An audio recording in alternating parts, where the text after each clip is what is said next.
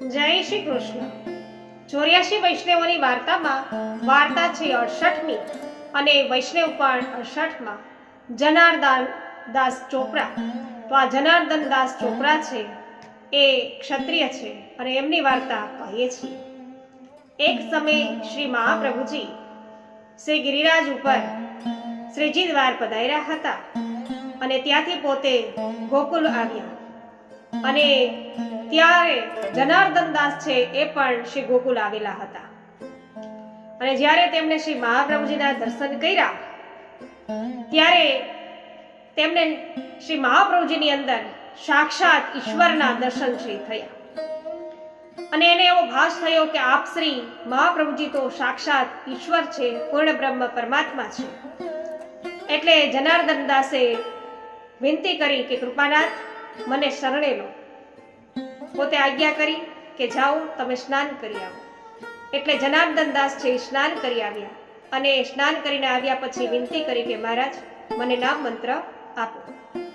એટલે પોતે નામ મંત્ર આપ્યો અને પછી ત્યાંથી તેઓ ગિરિરાજ શ્રીજી દ્વાર પધાર્યા અને સાથે જનાર્દન દાસ પણ ગયા અને ત્યારે શ્રીનાથજી બાવાની સન્નિધમાં સાનિધ્યની અંદર શ્રીનાથજી બાવાની સન્મુખ એના સન્નિધાન શ્રી મહાપ્રભુજીએ એમને સમર્પણ છે કરાવ્યું અને પોતાની કૃપાથી તેઓ ભલા વૈષ્ણવ થયા, ભગવદીય થયા અને શ્રી મહાપ્રભુજી તેમના ઉપર ઘણી જ કૃપા કરતા।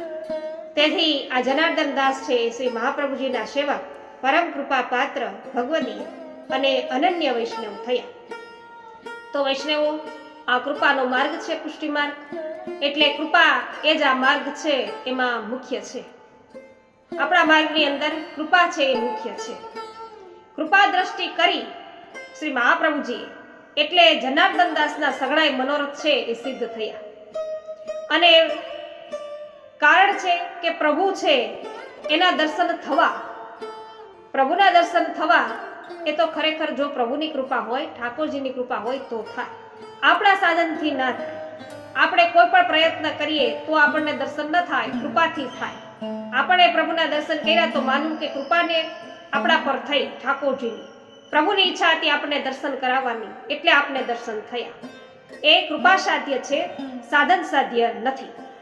આથી કોઈ પણ જાતના સાધન બળ ઉપર આધાર છે ન રાખતા માત્ર કૃપા બળ ઉપર જ આપણું નાવ છે ચલાવવું અને પ્રભુ છે એ સર્વ સમર્થ છે, સર્વ કંઈ કરવા માટે સમર્થ છે, સર્વ શક્તિમાન છે એવો દ્રઢ ભાવ છે આપણે રાખવું। વૈષ્ણવો વાર્તા કેવી લાગી? વાર્તા પસંદ પડી હોય તો અવશ્ય લાઈક કરજો, કોમેન્ટ કરજો, શેર કરવાનું ભૂલશો નહીં। હજુ સુધી ચેનલને સબસ્ક્રાઇબ ન કરી હોય તો અવશ્ય કરી લેજો અને 84 વૈષ્ણવોની વાર્તા સાંભળવા માટે લિસ્ટ આપેલ છે તેના પર ક્લિક કરજો। જય શ્રી કૃષ્ણ। શ્રી વલ્લભાધીશ કી જય।